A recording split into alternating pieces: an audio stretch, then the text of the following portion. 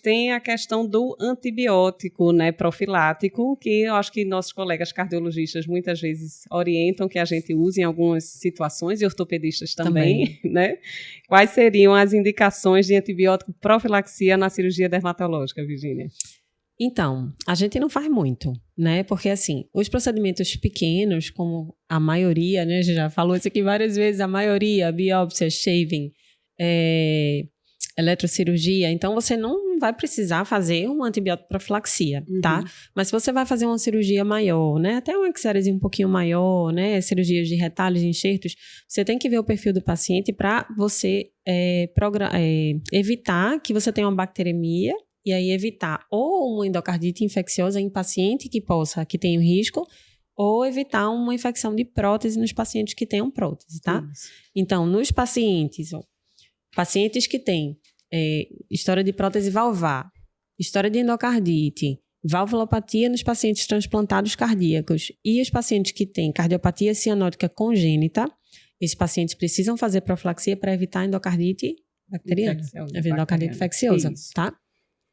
E nos casos dos pacientes, né, que também vão fazer uma cirurgia mais complexa, né, dermatológica, e que tem uma prótese total, tá? Então, assim, o paciente tem um pino, de articulação, né? De articulação, isso. O paciente tem um pino só, tem né? Uma placa pequena. Uma placa, não. Esses pacientes não têm indicação, tá? Então, quando o paciente ele tem a prótese total da articulação, tá? E os pacientes, ele tem essa prótese há menos de 2 anos, tem história de infecção prévia dessa prótese, imunossupressão, diabético descompensado, hemofilia ou um paciente desnutrido, aí nesses casos você vai fazer antibiótico profilaxia, né, para evitar essa infecção da prótese, tá? Certo. E além desses 2 contextos de o paciente de ter uma valvulopatia e risco de endocardite e a prótese total de articulação, existem outras situações em que a gente pode considerar antibiótico profilaxia, além desses 2 que são mais óbvios? A gente pode considerar para evitar a infecção da ferida operatória, especificamente, mas é aquela coisa assim, é muito de paciente para paciente. Isso, e de profissional também, de experiência, né, o know-how de cada um. Claro. Mas mesmo assim, quais seriam essas situações que a gente pode considerar, dependendo caso a caso, na avaliação? Isso, aí normalmente assim, se for cirurgia nos membros inferiores, né, na cirurgia região inguinal, nas extremidades, se for uma exérese de lábio, né, exérese em cunha principalmente, retalhos no nariz, né, enxertos cutâneos ou paciente que tenha doença cutânea inflamatória extensa, nesses você pode considerar fazer antibiótico profilaxia para evitar, né, a infecção de ferida operatória. Mas aí vai depender também do tipo de cirurgia que você vai fazer. Do tipo da extensão, se você vai fazer sobre uma lesão, né?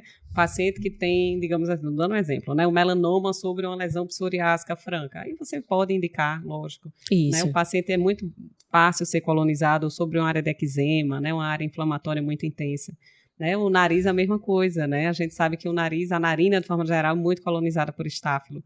Então, esses enxertos, essas biópsias de retalho nasal acabam tendo um risco maior também de infecção de sítio operatório. Então, você pode avaliar caso a caso e ninguém vai lhe criticar se eventualmente você considerar uma profilaxia. Necessário, isso, fazer uma profilaxia. Isso, não é um consenso, tá, gente? Se vocês forem checar isso em literatura, existe uma certa divergência, mas a gente deixa a cargo realmente do médico assistente avaliar o custo-benefício dessa indicação.